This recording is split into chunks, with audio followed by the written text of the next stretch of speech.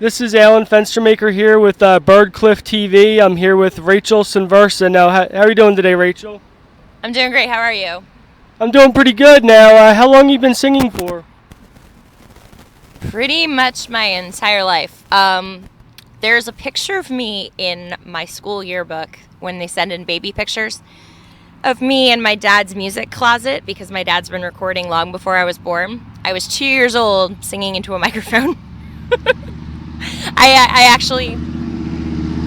One moment. People just have to be the center of attention. There we go. Anyway, yeah, I wrote my first song on a Pianosaurus at like age 4. It's like this little piano thing with keys, and you just kind of bang around on it. And I was just banging around on it, and I wrote a song. And I was a very dark child. It was called No Hope. And I've been writing ever since. Like I've always wanted to be, a famous singer or like at least a professional entertainer. And yeah, I a long time. Now, who inspired you to who inspires you of all the musicians you listen to? Like, who inspires you the most? There's a few of them. People who know me know that my idol is Tori Amos because she is an absolute virtuoso, not just at singing, at playing piano, which I could only aspire to that level. She plays 5 pianos at once in concert. It's absolutely stellar. If you've never seen her live, go see her live. But her voice is incredible, and she has, at least a 5 octave range and backs herself up in just about every track. And that was one of my biggest influences growing up. I got into her about, 10 or 12 years old, and I picked up the Under the Pink album and then To Venus and Back and started collecting these show offs. Collecting all of these albums and really like getting into her. And the other artist that's really inspired me is Chris Corner, who is now in IMX. He was in the Sneaker Pimps. His project after Kelly Dayton left the band really took off. Like when he had Bloodsport, especially, is one of the best albums that I own, and Splinter, and I really like felt connected to him both as a vocalist and a lyricist, and that really kind of shaped the way that I am right now. Now, where all have you played as a musician, or where did you sing at? Like, what venues and what kind of stuff have you done? Well, to be honest, I started very young. I actually had my very first concert when I was in second grade in Kaiserslautern, Germany. And I ended up in 3 German newspapers, had a couple offers for potential recording contracts, and all of that was turned down because I was a child. And then later in life, I've performed several different talent shows, and I did Cubach Music Fest in 2009 at Kutztown, and I've done a couple like local shows. I did one in Delaware last year in November, but I've had a long hiatus because we'll just say several. I guess I'll call them inhibitions. They're not really inhibitions. Prohibitions in my life that just kind of like leached off of me. Um, Fine, I'll just say it. Abusive relationships, and they kind of kept me from being the person I wanted to be and doing what I wanted to do with my life. And every time I would try to pursue music, they'd find a way to kind of shut it down. So I really haven't released anything since 2011. That's a lie. I released Under the Blacklight in 2013, and I did have another song that was kind of under the table in 2016, but there are legal complications, and I'm not allowed to release it. So, playing shows, I have a couple things that I'm trying to accumulate, but the coolest place I've ever played was definitely Germany, and I am going to get back there. Now, what was it like over in Germany? Like, how would you compare that to what it's like here in the U.S.? Well, again, I was very young. I was born in Germany, and I was in Germany for 2 separate tours. My parents are military, American Air Force, and when I was over there, it was just, when you're a kid, you don't think anything of it. But I went back over to Europe in 1997. I was about 12, and we lived in Italy until I was about 15. So we were actually there until the millennium. And living in Europe is just an entirely different experience. Like, especially when you're old enough to actually see what's going on. Like, it's just they have so much more freedom than we do. I know that we boast about freedom, but like it's entirely different. I can't quite describe it, but there is a sense of comfortability within oneself and individuality and expression that we don't have here in the United States, and it's kind of a shame. Okay. Now, like, how would you describe the music scene like over in Europe? Vast.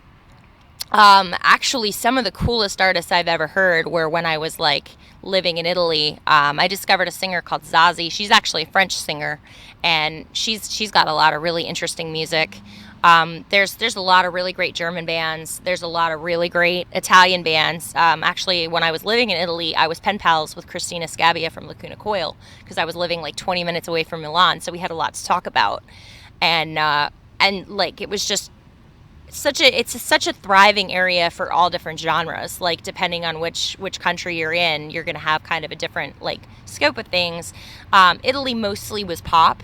There's a lot of pop influence, but there were a lot of good pop influences in Italy, I would say, because their pop is more like a rock pop kind of vibe, which is kind of what I'm going for. So like that kind of like helped me grasp what I wanted to do, and it was nice to be around that kind of music because everywhere I'd go, like, and Shazam wasn't a thing back then, so if it was, I would have been Shazamming everything because all the Italian malls just played amazing music. Now, what inspires you to write your songs? Like, is it different experiences that you had in life, or like different places you've been and all? I would say probably a combination, and sometimes, well, for one, I don't write. Like my opinion on this is that I more or less rent energy from the universe, and I'm just the medium through which they come to life. And so basically, my songs kind of just come through me, and I sing them out until they stick. And then when they stick, then that's when they become like an actual song. And sometimes I don't realize I'm writing a song about a particular experience, and sometimes my songs accidentally predict the future. So I don't know how to answer that question per se. Like I would say that a lot of what I've been through after like reviewing the lyrics, it's been a lot about domestic violence, about horrible relationships, about neglect. As a child, I was pretty much cast out, so like I was the playground singer. I used to just walk around singing to myself because nobody liked me, and I just write about all kinds of things, but mostly personal experience. I would say that there's definitely some political stuff, and there is a lot is environment. I will give it that, because different places I've moved. Like I wrote "Ridiculous" when I was homeless in Philly, and I like the main chorus. It's just another ridiculous day in my life. Like it's just here I am. Look, I'm walking around the streets, homeless, singing to myself like a weirdo. Now, what were some of your experiences like when you were homeless in Philly? That was a roller coaster. I'm going to put all of this in a novel someday because it's a lot. So basically, to put it, as simply as I can, I couch crashed for about 3 months. I moved to Philly without a plan. I got out of a bad relationship, and I didn't want to go home to my parents' house where I would have no car, no job, and no prospects, living on their couch like a teenager. And so I jumped, and I moved to Philly. And a lot of people are in denial about this, specifically family, that it just kind of wasn't an option for me. But I knew then if I didn't jump then, I never would. And I knew it was going to change my life. So I did. And so I started out with a friend, and there was baby mama drama. So he moved me in with his ex-drummer, and I got kicked out of the apartment. I got a 48 hours notice to vacate after staying there for a month because I wasn't sleeping with him. Then I was moved into I actually made friends with a person who was friends with these girls at a church at a Starbucks, of all places, and they kicked me out in the middle of the night when I was bleeding because I had fallen down. My ride was coming. They kicked me out of the house because they found out that I was dancing, and they were not okay with it. And the fact that even though I went to church, I didn't go to their church, and it was like a whole big thing. And Yeah, just weird experiences. And then I had to spend a night, when they kicked me out, I had to spend a night with a total stranger, scooted all the way to the other side of the bed, trying not to be like, groped or anything. And I got dropped off in another part of Germantown. And one night I went out with my friends, and I used to frequent Nocturne at Shampoo.